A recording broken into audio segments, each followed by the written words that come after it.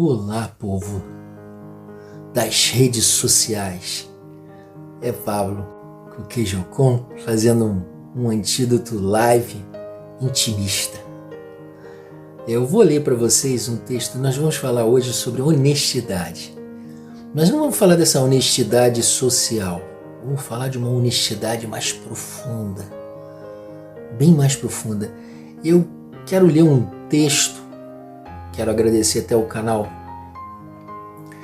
sobre Dostoiévski, uma fanpage que tem no Facebook, e falar de um texto que me chamou a atenção porque fala justamente da honestidade, né?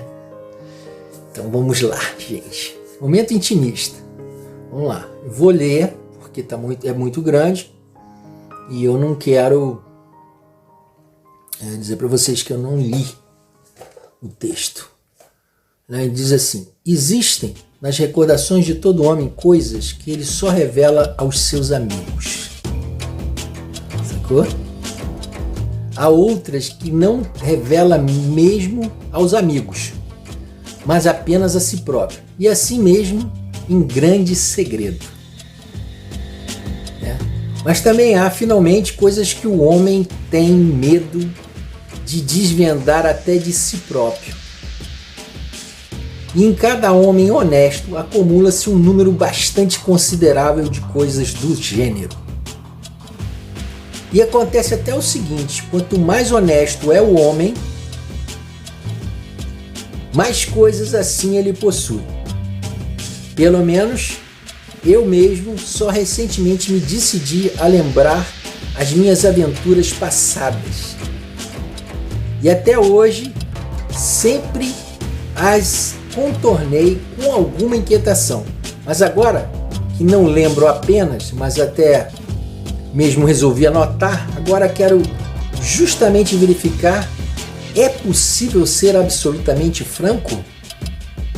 Pelo menos consigo mesmo? Olha que pergunta, né? E não temer a verdade integral?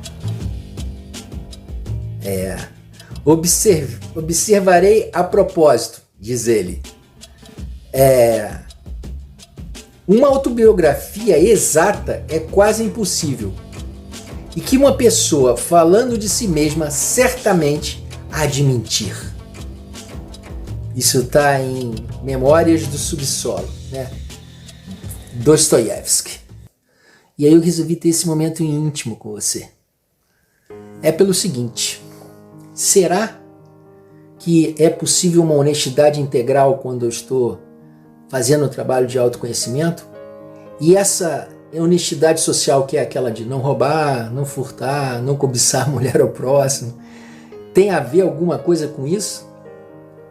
Eu já adianto a você: não tem a ver com isso. Nada a ver com isso.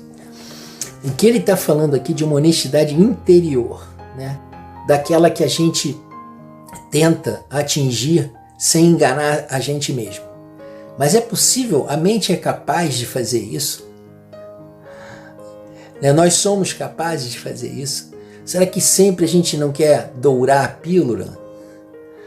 Tem essa coisa do ditado popular: dourar a pílula de si mesmo.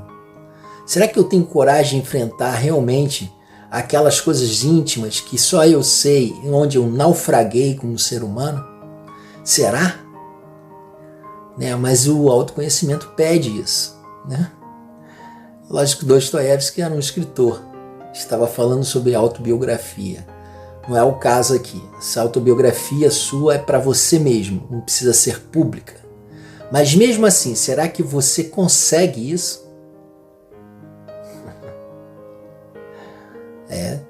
Eu deixo sempre um silêncio para você pensar. Eu faço isso comigo.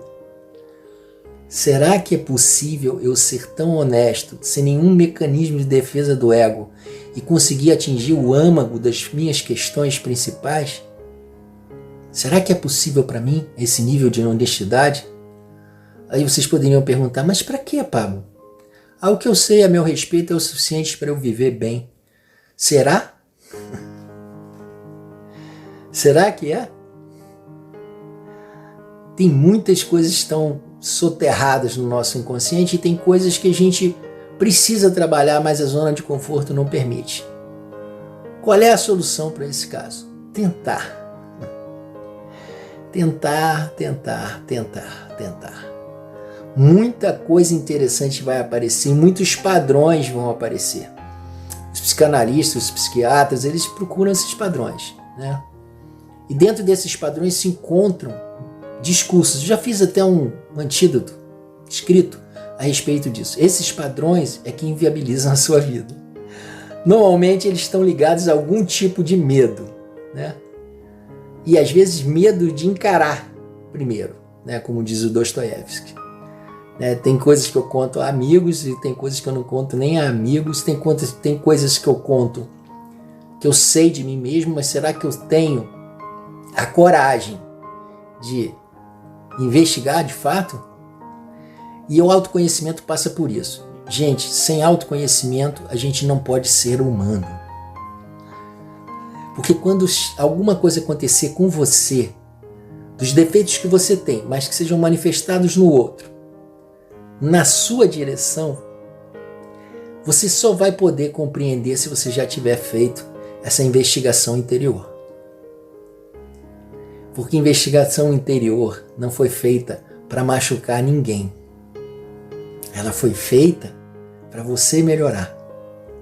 E quanto menos ego, mais processos de aceitação, de autoanálise, né? Sem ver mácula, porque é humano. É humano, gente, né? Porque o que eu vejo dentro de mim não pode ser além do humano. Quanto mais a gente fizer isso, mais padrões se retiram da nossa vida consciente. Freud dizia que 90% da nossa vida é decidida pelo inconsciente. Isso é um dado muito duro de ouvir, né? Porque a gente pensa que está no controle de tudo. Não temos controle de nada. A maioria das coisas que nós fazemos, né, estão afastadas de um fato primordial e que iguala a todo mundo: a morte. Nós não vamos levar nada daqui. Você está aí amealhando dinheiro nesse momento? Muito bom, o dinheiro é bom, não tem nada contra ele. Mas será que é isso? Largando a sua família? Tá? Será que me tornar um ser humano melhor, viver ou conviver melhor comigo, não é muito mais desejável do que essa esparrela de você vai ficar milionário e vai deixar tudo por aí? Então, Dostoiévski, eu peguei esse trecho, que é um pouquinho longo, para dizer a vocês, bom, se eu escrever uma autobiografia de mim, talvez ainda hajam falhas, eu não vou poder dizer tudo. Nenhuma autobiografia honesta é possível, diz Dostoiévski. Mas essa autobiografia que eu estou falando é para você fazer com você mesmo. Escreva sobre sua vida. Comece lá desde o início. Veja os padrões emocionais que vêm aparecendo. Não adianta escrever os fatos como num diário. Que sentimentos levaram àquelas ações? Ou seja, que reações você teve? A maioria do tempo nós temos reações e não ações sobre o que acontece e a gente sente. Então a tentativa aqui é dar um momento íntimo entre eu e você. Quais são aquelas reações de que você se envergonha? Se envergonha por quê? Que tipo de instrumento o ego criou para que você não as aceitasse nem dentro de você, numa espécie de fórum íntimo, de tribunal íntimo, já que você terá a tendência a se julgar? Não se julgue, apenas aceite. Aliás, esse processo de aceitação é um processo interessante. Quanto mais você aceita o que aparecer, menos sofrimento você tem. O problema é justamente que acumula sofrimento e dificuldade é quando você tem medo do que aparece. E você é obrigado a conviver, a recalcar no seu inconsciente todas aquelas questões que tornariam a sua vida mais feliz. É isso. É o contrário, o movimento é o contrário. Ao tocar aquilo que é mais doloroso, eu ganho a liberdade. Estar preso ou hermeticamente confinado em si mesmo vira recalque. Converse com o seu psicanalista, com o seu psicólogo, com o seu psiquiatra, não interessa. Converse com o seu mentor espiritual, com o seu autoconhecimento, com a sua prática. E se liberte. Encare o que tiver que ser. Será humano. Né? Para uma vida mais feliz. Porque felicidade não é eu comprar o carro do ano. Felicidade não é, vamos dizer assim, conquistar aquela casa, conquistar aquela promoção no emprego. Felicidade é uma relação benfazeja de você com você mesmo. As pessoas às vezes fazem fugas, né? Vão para não sei aonde, vai lá na China, vai lá não sei aonde, na Índia, vai no Machu Picchu, procurar andar para se encontrar consigo mesmo. Não precisa, você pode fazer isso no seu quarto, como eu estou fazendo agora. Muitas vezes eu tinha problemas com as críticas, né? Passei muito sofrimento por causa disso. As críticas me deixavam muito mal. E eu fui descobrir que era uma relação com meu pai, que era uma pessoa extremamente crítica e que não era uma pessoa muito dada à sensibilidade para coisas que não fossem do interesse dele. E eu não o julgo por isso. Ele é apenas assim. Mas quanto tempo eu fiquei ressentido e magoado com isso? Me libertei disso já tem uns 20 anos, mais ou menos. Eu compreendo. Tem pessoas que têm muita dificuldade de externar seus sentimentos. Sentir para essas pessoas é muito difícil. Expressar, então, é mais difícil ainda. Então, assim, eu fiquei envenenado com o veneno que eu criei. Se eu tivesse compreensão, nada disso era necessário, nenhum desses sofrimentos. Quantas vezes eu fui a um bar, enchi a cara, porque não compreendia, porque não era um infeliz, eu cheio de autopiedade, dizendo, coitado de mim, sou eu o único filho que passa por isso. Não, não é. É mentira, e nem responsabilidade dele é. Ele tinha que fazer a parte dele, ele não pode ser diferente do que ele era. Eu é que teria que saber me relacionar com a diferença deste relacionamento, percebe? Nesse exato momento, os casais estão brigando, querendo ter razão. Aqui na rede social tem uma coisa que me incomoda muito. Parece que todo mundo esquece que a sua personalidade não tem nenhuma importância. Todos querem ser pessoas que têm algo a mais para oferecer ao mundo, o seu estilo próprio. Aí você vai ver o estilo próprio, tanta gente já teve o mesmo estilo de vida, estilo de pensar, estilo de sentir, né? E essa é uma bobagem, isso é uma maior bobagem que o ser humano gasta tempo, vamos dizer assim, gasta tempo e energia consumindo isso. A gente vê, no outro dia eu estava vendo o canal E! Entertainment, né? Aquele canal da TV a cabo, quanto tempo se gasta criando máscaras. As pessoas ficam lá querendo ser astros de Hollywood, não sei o que lá, e vivem aquele negócio todo, e aí vem os comentaristas que querem ter mais personalidade que os atores, e eu fico me pensando, que bobagem, sabe por quê? Na verdade, eu vou criar uma imagem poética. Vocês já viram um quadro do outono? Aqueles quadros que a gente normalmente vê que são paisagens da Europa, de algum lugar mais frio, né? Onde você vê uma árvore nua, né, de folhas, e aquele tapete amarelo, lindo, de folhas, né, caídas na grama, no campo, embaixo da árvore, né? E eu vou dizer uma coisa para vocês. Cada folhinha daquela somos nós. Cada uma retorcida a seu modo, cada um do seu tamanho, cada uma adquiriu, porque a natureza, ela é artística, ela não faz uma obra de arte igual a outra, né?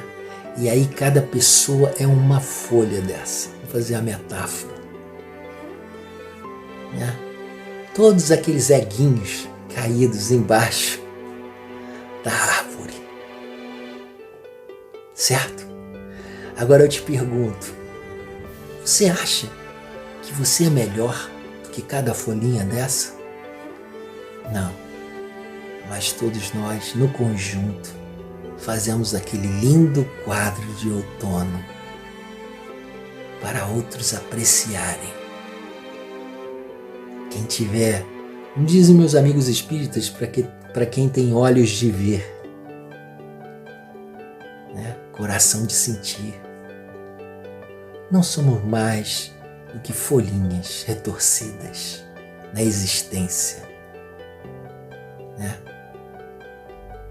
Para, no quadro geral da humanidade, dizermos que fomos humanos. Todo mundo é. Todo mundo ama. Todo mundo sofre. Todo mundo tem decepções consigo mesmo, inclusive, que são as piores. O ódio a si mesmo. O ódio é uma palavra pesada, mas é o que acontece, é o desamor. O ódio a si mesmo, a desaprovação. Essa desaprovação vai interferir em várias oportunidades que você teria na vida, que você não as pega, não as assume, porque tem medo de não ser capaz. Porque eu sou o grande desaprovador de mim. Às vezes eu boto culpa nas coisas externas. Foi o meu patrão, foi a empresa, foi o meio acadêmico, foi não sei o que, né? Nada disso. Foi a minha família que dificultou. Olha o mecanismo de defesa do ego, tirando a responsabilidade, tirando. Mas voltando à questão da honestidade, né? A gente tem que entender o seguinte: não somos mais do que folhas, né? Retorcidas pela existência, na sua luta pela sobrevivência, compondo um lindo quadro humano de outono. Não há por que você ter problema com a sua honestidade. Você é só mais um. A sua história vai se repetir em alguns e outros vai tomar outros rumos, e assim como as folhas. Algumas vão ser mais alongadas, outras vão estar quebradas, outras vão estar talvez ainda expressando um traço verdejante, né?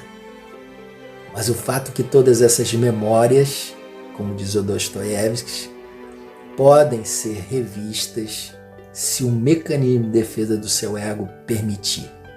Quando você entra num profundo estado de aceitação, não há problemas na sua vida. O que você vê, você aceita. Entende a liberdade disso?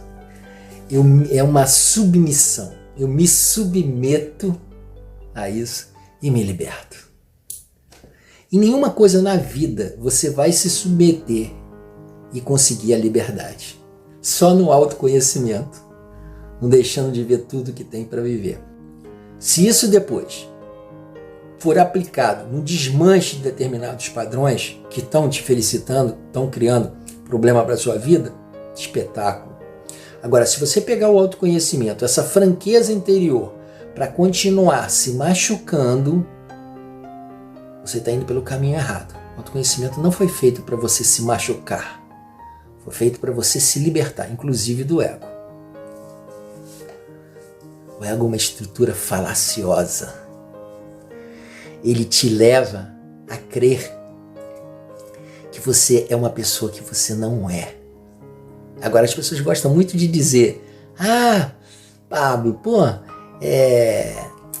eu quero ser eu. Estou num momento da minha vida que eu não quero mais vestir máscara nenhuma, eu quero ser eu. Aí não se investiga. E depois esquece que o ego vai vir para defender a qualquer custo a sua autoimagem.